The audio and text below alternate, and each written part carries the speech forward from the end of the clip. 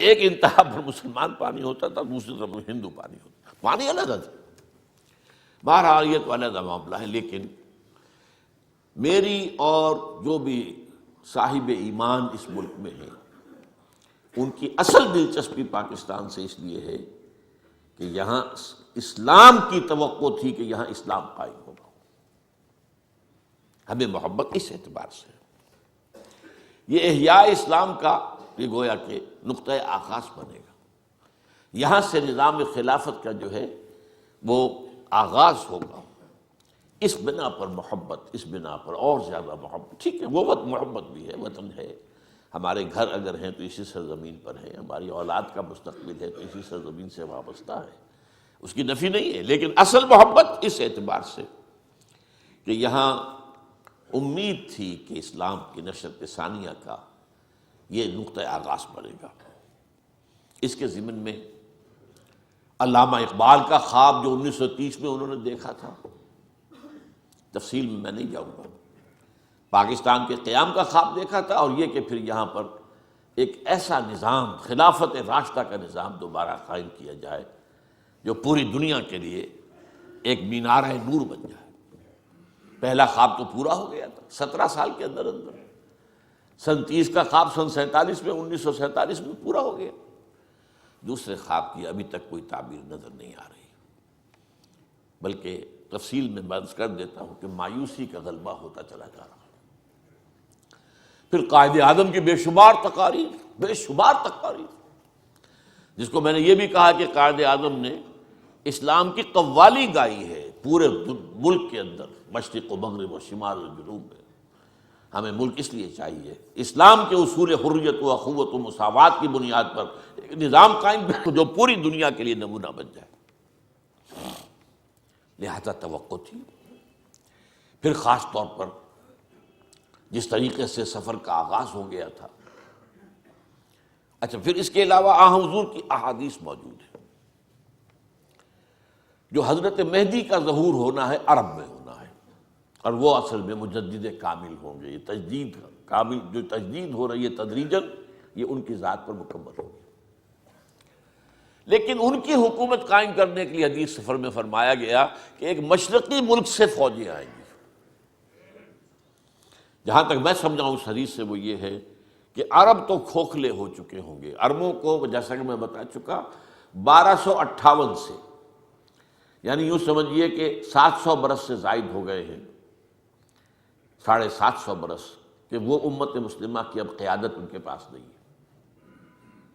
لیکن بہرحال اب دولت تو ان کے پاس بے شمار ہے، اس میں کوئی شک نہیں ہے، لیکن ہم جانتے ہیں کہ وہ دولت ہی کی زیادتی کی وجہ سے اور عیاشیوں کی وجہ سے کھوکھلے ہو چکے۔ لہذا اگرچہ حضرت مہدی کا ظہور ہوگا عرب میں، لیکن ان کی حکومت کو قائم کرنے کے لیے فوجیں کسی مشرقی ملک سے آئیں گی،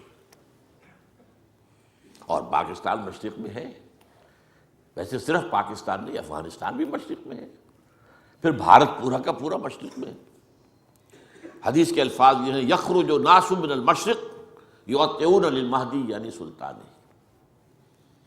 علامہ اقبال کا جو ایک ترانہ تھا، ترانہ ہندی یا ہندوستانی بچوں کا ترانہ، اس میں یہ الفاظ بھی موجود ہیں کہ میرے عرب کو آئی ٹھنڈی ہوا جہاں سے، میرا وطن وہی ہے، میرا وطن وہی ہے۔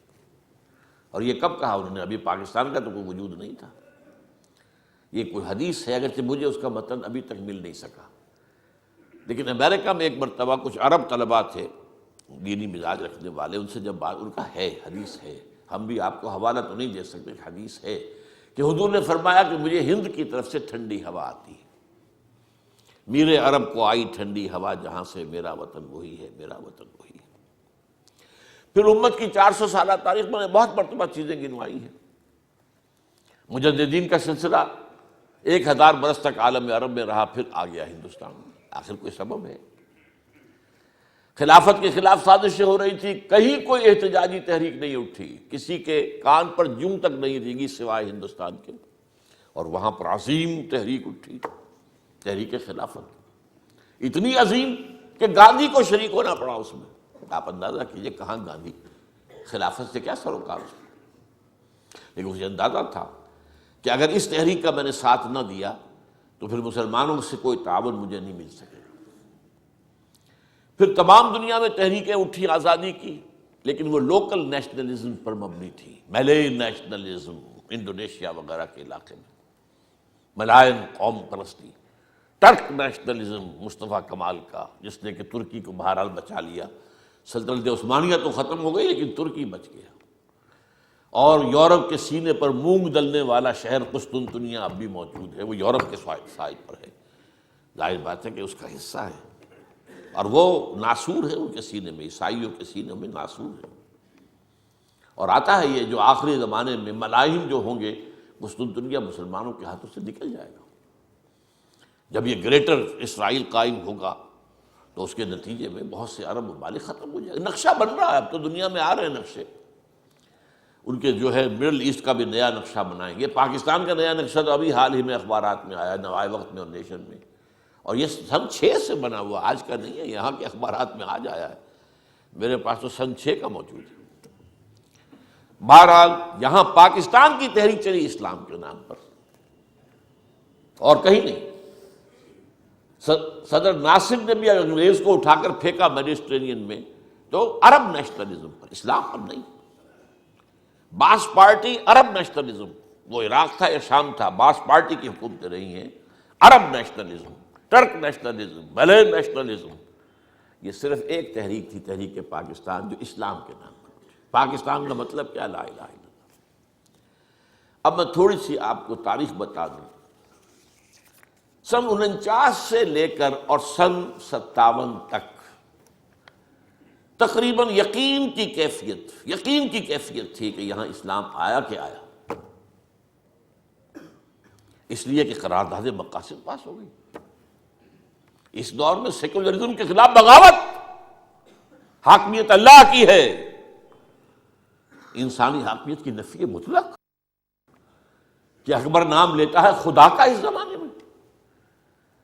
پھر جب یہ کہا گیا کس کا اسلام، شیعہ کا سنی کا، تو تمام مکاتب فقہ جو ہے ان کے ٹاپ کی قیادت نے 22 نکات دے دیے، یہ ہمارے متفق علیہ ہیں، بناؤ دستور اس پر۔ بہت اچھا سٹارٹ تھا، تو بہت امید تھی۔ میں بھی ایک ادنا کارکن تھا جماعت اسلامی کا، تو خاص طور پر تحریک اسلامی جو جماعت اسلامی کا ماحول تھا، وہاں تو ایسے محسوس ہوتا تھا گویا کہ بس انقلاب آیا کہ آیا، اب اسلام یہاں آئے گا، تقریباً یقین کے درجے۔ چنانچہ نعیم صدیقی مرحوم جو شاعر تھے، تحریک اسلامی کے شاعر تھے، اور مولانا مودودی کے وہ اولین ساتھی تھے پنجاب میں۔ آپ مولانا مودودی تو حیدرآباد دکن میں تھے، وہاں علامہ اقبال نے دعوت دے کر پنجاب میں بلایا تھا نا، کہ آپ جو ہے اس دکن کی سنگلاخ زمین کو چھوڑے، یہاں ہے سرسبز شاداب زمین، اسلام کے لیے یہ زمین سرخیز، یہ سرخیز۔ تو بہرحال اس وقت وہ نعیم صدیقی صاحب ان سے منسلک ہوئے، جب کہ ابھی جماعت قائم بھی نہیں ہوئی تھی، یہ 1938 کی بات ہے، جماعت تو قائم ہوئی 1941 کے اندر۔ اور ان کا یہ شعر تھا، اب پڑھا کرتے تھے اس کو، بول شہر نظام اسلامی کیا تیرے سقف و بام کہتے ہیں، تیرے در پر کھڑے تیرے والی آج تجھ کو سلام کہتے ہیں۔ گویا کہ نظام اسلامی کے شہر کے دروازے پر ہم کھڑے تھے، دستک دے رہے تھے، بول شہر نظام اسلامی کیا تیرے سقف و بام کہتے ہیں، تیرے در پر کھڑے تیرے والی آج تجھ کو سلام کہتے ہیں۔ لیکن سن 58 میں ایک دم ایسا پلٹا ہے معاملہ، 56 میں دستور اسلامی بن گیا، اور اب انتخابات ہونے والے تھے۔ یہ جو شیطانی عنصر ہے دنیا کا، ابلیس لعین، اور اس کے بعد یہودی، اس کے اعلی کار، اور اس کا سب سے بڑا اعلی کار امریکہ، یہ رکھیے ذہن میں۔ اوپر عزازیل، ہاں کیا ہوا، ایوب خان کو بلایا گیا، اس کی پیٹھ تھپکی، اس نے آ کر دستوریہ بھی لپیٹ لی، دستور بھی ختم کر دیا، مارشل لا نافذ کر دیا۔ اس کے بعد جو تاریک رات پاکستان پر آئی، بڑی مایوسیاں، کچھ بڑی مشکل سے کچھ امید ہوتی تھی، لیکن معلوم ہوتا تھا کہ سارے خواب پریشان ہو رہے ہیں۔ پھر آئلی قوانین آئے، سب نے کہا کہ یہ خیر اسلامی نافذ ہو رہے ہیں۔ بھارت میں مسلمانوں نے آئلی قوانین مسلمانوں کے جو اپنے ان میں دخل دینے کی اجازت نہیں دی. آئلی قوانین کو انگریز نے نہیں چھیڑا تھا اور ایوب خان نے چھیڑا اور بنائے رہے قائم. اس وقت کے حالات ہمارے ایسے تھے.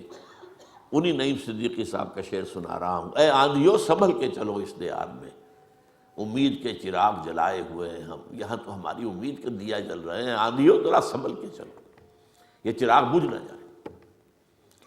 بلکہ ایک نہایت تلخ شعر کہا تھا کوثر نیازی صاحب. بعد میں تو جو بھی ان کی کا معاملہ رہا میں اس کو زیر بحث نہیں لانا چاہتا. اس وقت وہ بھی جماعت اسلامی میں تھے، وہ بڑے تیز کارکن تھے. انہوں نے تو اس قدر تلخ شعر کہا تھا کہ اسلام کو اگر تیری فضا راس نہ آئے، اے میرے وطن تجھ کو کوئی آگ لگائے.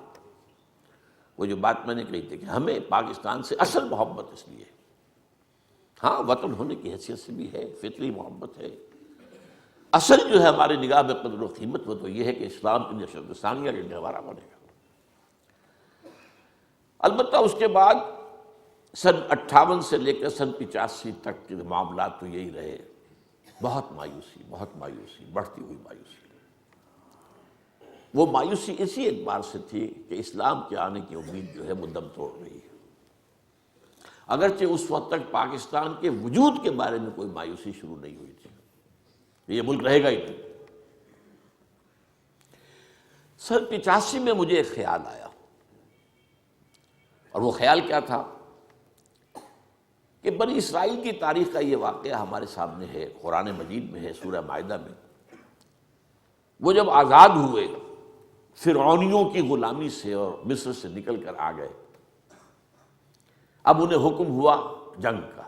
جیسے حضور اور صحابہ مکے سے مدینے آئے تو پھر جنگ کا دور شروع ہوا. اب جو انہیں جنگ کا حکم دیا گیا تو پوری قوم نے کوڑا جواب دے دیا. کوئی نہیں نکلا. 2 آدمی نکلے 6 لاکھ میں سے.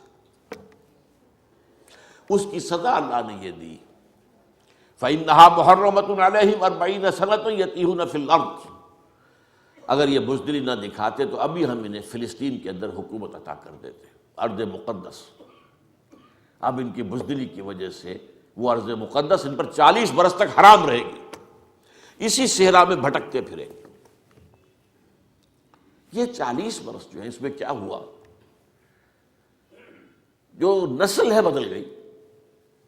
وہ نسل جو غلامی کا داغ اٹھائے ہوئی تھی مصر کی، وہ ختم ہو گئی، مر گئے سب. 40 برس کا عرصہ ہے. حضرت موسیٰ کا بھی انتقال ہو گیا، حضرت ہارون کا بھی ہو گیا. اب ایک نئی نسل پیدا ہوئی جو صحرا میں پیدا ہوئی تھی، سختیاں جس نے جھیلی تھی صحرا کی. اور اقبال کہتا ہے کہ فطرت کے مقاصد کی کرتا ہے نگہبانی، یا بندہ صحرائی یا مرد کوہستانی. آج بھی سوات سے جو بھی تحریک چل رہی ہے نفاذ شریعت کی، وہ مرد کوہستانی ہی ہے نا. اس سے پہلے جو مولانا صوفی محمد کھڑے تھے وہ بھی کوہستانی ہے نا. بہرحال خود صحرا ہی سے تو اسلام شروع ہوا تھا. فطرت کے مقاصد کی کرتا ہے نگہبانی، یا بندہ صحرائی یا مرد کوہستانی. تو مجھے امید ہوئی تھی کہ جس طرح 40 برس کے بعد وہاں انقلاب آ گیا تھا کہ نئی نسل جو پیدا ہوئی اس نے پھر جنگ کی. حضرت موسیٰ علیہ السلام کے جو خلیفہ ہوئے یوشع ابن نون علیہ السلام نبی تھے، ان کی سرکردگی میں انہوں نے جنگ کی، اور پھر ان کے نتیجے میں فلسطین میں ان کی حکومت قائم ہو گئی. تو مجھے خیال ہوا ہمیں بھی 40 برس ہو گئے ہیں آزاد ہوئے اور ہم بھٹک رہے ہیں، یہ صحرائی میں بھٹک رہے ہیں. ہمارا اسلام کی طرف کوئی پیش قدمی کا معاملہ فیصلہ کن نہیں ہو رہا، بلکہ مایوسی ہو. لیکن کیا ہے، جب کہ اب نئی نسل اٹھ کر آ گئی ہے تو شاید کہ حالات ہمارے بھی بدل جائیں جیسے کہ بنی اسرائیل کی بدل گئے تھے. معلوم ہوا کہ نہیں، کوئی امید نہیں ہوئی. اس نئی نسل سے بھی کوئی توقع نہیں ہوئی. اس نئی نسل میں بھی مغرب، ہاں ٹھیک ہے بہت سی تعداد کے اندر مذہبی لوگ بھی ان میں سے ہیں اب نئی نسل میں سے، لیکن ان کا تصور بھی مذہب کا ہے.